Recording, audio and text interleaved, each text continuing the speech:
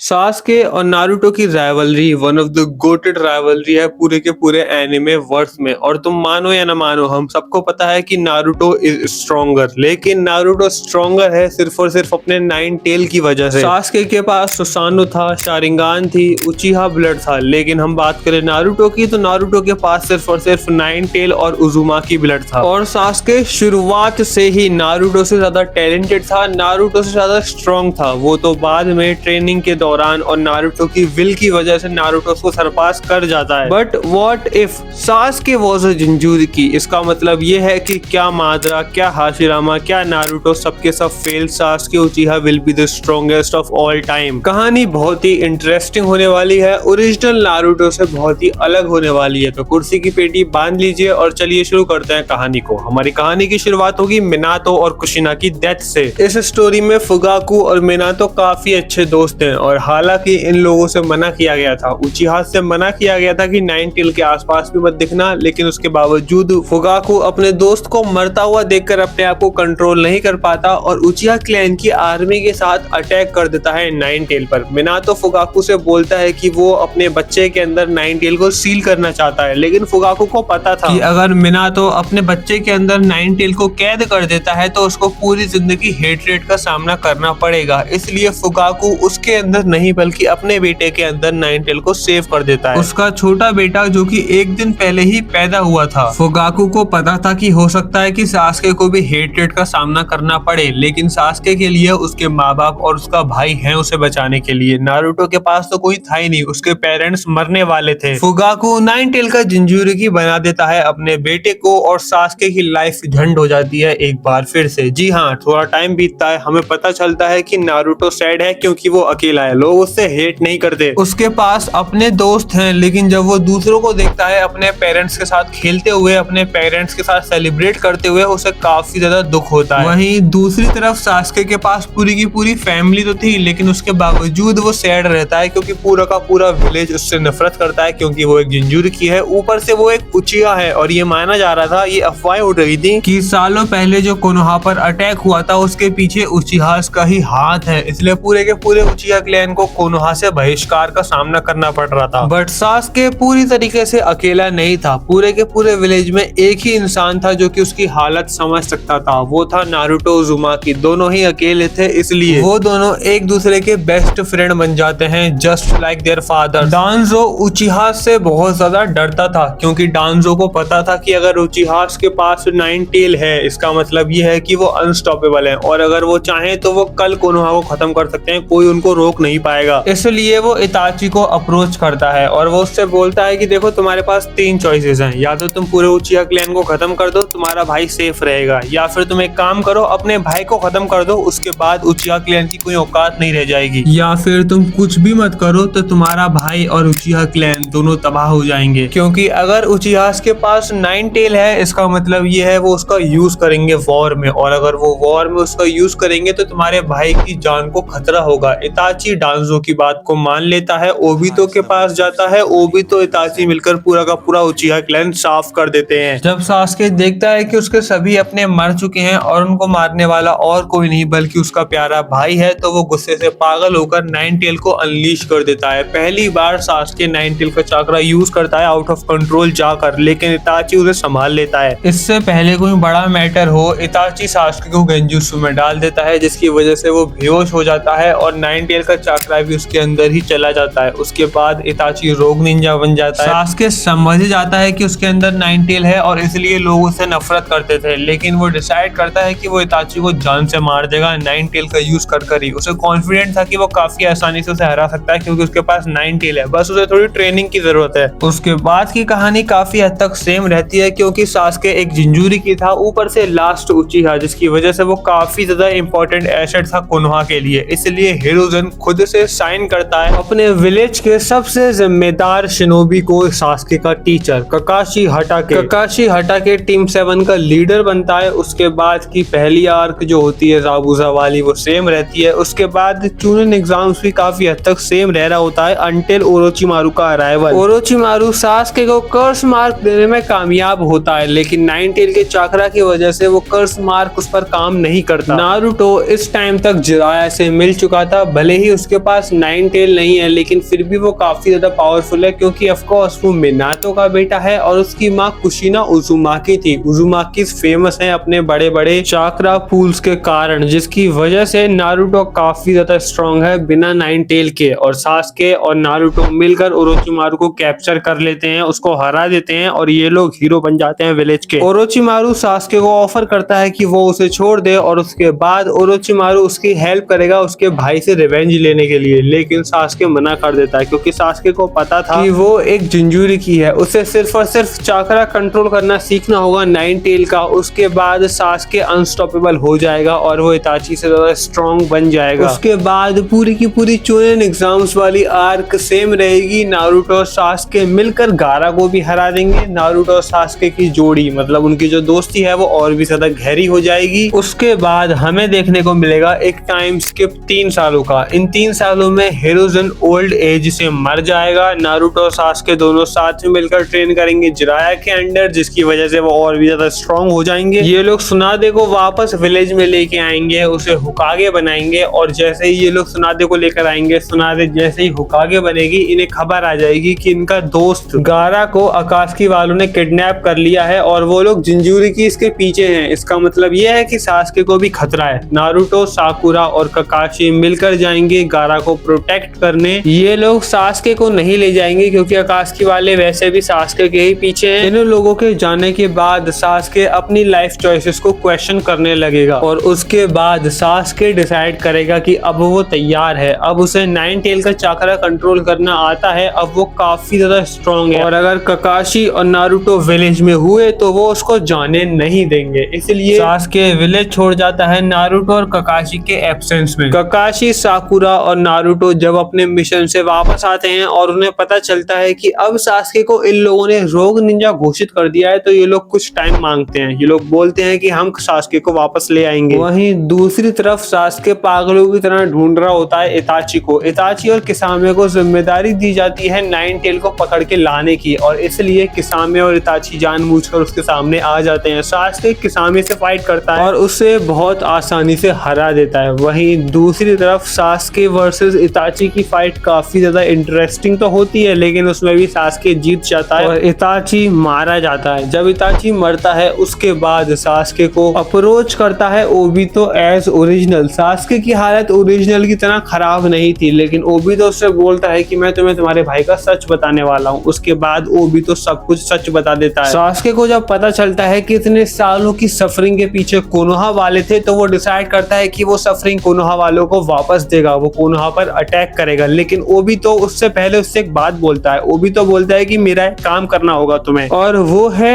8 tell को capture करना। Sasuke ऐसा ही करता है। सास्के ओबितो के कहने पर किलर बी को किडनैप कर लेता है, जिसके बाद किलर बी का भाई राइकागे हो जाता है पागल। 5 कागे समिट बुलाता है वो और एज ओरिजिनल ओबितो 5 कागे समिट में वॉर अनाउंस कर देता है। लेकिन सास्के के अलग प्लान से सास्के ओबितो से बोलता है कि अगर तुम्हें वॉर करनी है तो कर लो, लेकिन मैं अकेला काफी हूँ कोनोहा को डिस्ट्रॉय करने के लिए, इसलिए मैं जा रहा हूँ कोनोहा पर अटैक करने के लिए। पेन ओबितो से बोलता है कि हमारे पास यही मौका है, हमें अभी हराना होगा सास्के को और उसके अंदर से टेल बीस्ट को निकाल लेना चाहिए। ओबितो बोलता है अभी नहीं, जब वक्त आएगा तब मैं बता दूंगा। अब सास्के अपनी 9 टेल फॉर्म में आता है, ऊपर से सुसानो लगा देता है, ऊपर से उसके पास शारिंगान भी थी। तो तुम्हें क्या लगता है कौन ही टिकने वाला है उसके सामने? टीम ककाशी और टीम माइट गाय तो विलेज के बाहर ही है क्योंकि वो सास्के को ढूंढने गए थे, लेकिन सास्के खुद कोनोहा में आकर अटैक कर देता है कोनोहा में और पूरा का पूरा विलेज तबाह कर देता है। सिर्फ और सिर्फ जिराया, सुनादे और जेल से बाहर निकलने के बाद ओरोचिमारू, ये तीनों के तीनों लेजेंडरी शानिन मिलकर थोड़ी बहुत टक्कर दे पाते हैं सास्के को, लेकिन Sasuke is damn strong. Sasuke इस टाइम पर प्राइम मादरा से भी ज्यादा स्ट्रॉन्ग है, इसलिए वो तीनों भी उसके सामने नहीं टिक पाते। हालांकि यामामोटो थोड़ी दिक्कत देने में कामयाब रहता है अपने वुड रिलीज की वजह से, लेकिन उसके बावजूद वो यामाटो है भाई, हाशिरामा थोड़ी, इसलिए वो भी हार जाता है। और इन दी एंड सारे के सारे अकात्सुकी मेंबर आते हैं और एक साथ अटैक कर देते हैं सास्के पर। सास्के ने अभी जस्ट थोड़े टाइम पहले ही पूरे के पूरे कोनोहा को सोलो किया था, जिसकी वजह से वो काफी ज्यादा थका हुआ था, लेकिन इन सब के बावजूद अकात्सुकी से वो काफी ब्रेवली फाइट करता है और वो सभी अकात्सुकी मेंबर्स को जान से मारने में कामयाब हो जाता है। सिर्फ और सिर्फ पेन और ओबितो बचते हैं और Obito in the end Pain को धोखा दे देता है, उससे रिनेगान छीन लेता है क्योंकि बिना रिनेगान के सास्के को हराने का कोई चांस नहीं था। और उसके बाद फाइनली रिनेगान का यूज कर वो सास्के को हरा देता है और फिर वो बन जाता है 10 टेल का जिंजूरिकी। ओबितो 10 टेल का जिंजूरिकी बनने के बाद अनस्टॉपेबल बन जाता है और लिटरली पेलने लगता है सास्के को। अब तो उसके पास 9 टेल भी नहीं है, लेकिन तभी वहां पर हीरो वाली एंट्री मारता है हमारा Naruto with ककाशी साकुरा and team Might Guy. उसके बाद क्या होता है, ओबितो वर्सेस माइट गाय की फाइट होती है। माइट गाय को पता था कि कोई और उसके सामने नहीं टिक पाएगा, इसलिए वो डायरेक्टली 8 गेट ओपन कर लेता है और भिड़ जाता है ओबितो से। वो ओबितो की बहुत बुरी हालत करता है, लेकिन Obito by the time heal होकर उससे लड़ता है और उसके बाद माइट गाय को भी हरा देता है, ककाशी को भी ऑलमोस्ट मार ही देता है और नारुतो और सास्के दोनों को तो जान से ही मार देता है। वो ककाशी को नहीं मार पाता ऑफ कोर्स, क्योंकि वो उसे अपना अभी भी दोस्त मानता है, लेकिन फिर ब्लैक जेसु धोखा दे देता है ओबितो को और कागुया को समन कर देता है। अब यहाँ पर सब अपनी उम्मीद खो चुके थे, मोस्ट ऑफ द लोग मर चुके थे, जो मरे नहीं वो बहुत बुरी तरीके से इंजर्ड थे। लेकिन तभी वहां पर ककाशी खड़ा होता है। ककाशी इकलौता था जो कि बुरी तरीके से इंजर्ड नहीं था। ककाशी खड़ा होता है और बोलता है कि fine, I will do it my self. उसके बाद ककाशी अपना मास्क उतारता है और तैयार होता है कागुया से फाइट करने के लिए, लेकिन फिर पूरी की पूरी शिनोबी अलायंस आ जाती है। ककाशी को एक सेकंड के लिए तो रिलीफ मिलता है, लेकिन उसके बाद जब कागुया अपने एक ही वार से आधी शिनोबी अलायंस को खत्म कर देती है, तब ककाशी को रियलाइज होता है कि वो उसके सामने कुछ नहीं कर पाएंगे और वो हार मान जाता है। लेकिन तभी हीरो वाली एंट्री मारते हैं नारुतो और सास्के। नारुतो और सास्के को हागोरोमो ने अपना चाकरा दे दिया उनके ड्रीम में आकर, और सास्के ने अपनी रिनेगान भी अवेक कर ली। उसके बाद क्या होगा, ऑफ कोर्स नारुतो और सास्के फाइट करेंगे और मिलकर कागुया को हरा देंगे। आई मीन सॉरी, देखो कागुया को हराना तो इन दोनों की बस की नहीं है, लेकिन ये दोनों मिलकर उसे सील काफी आसानी से कर सकते हैं। और इसी के साथ हमारी कहानी का यहाँ पर होता है अंत। Thank you so much for watching this video.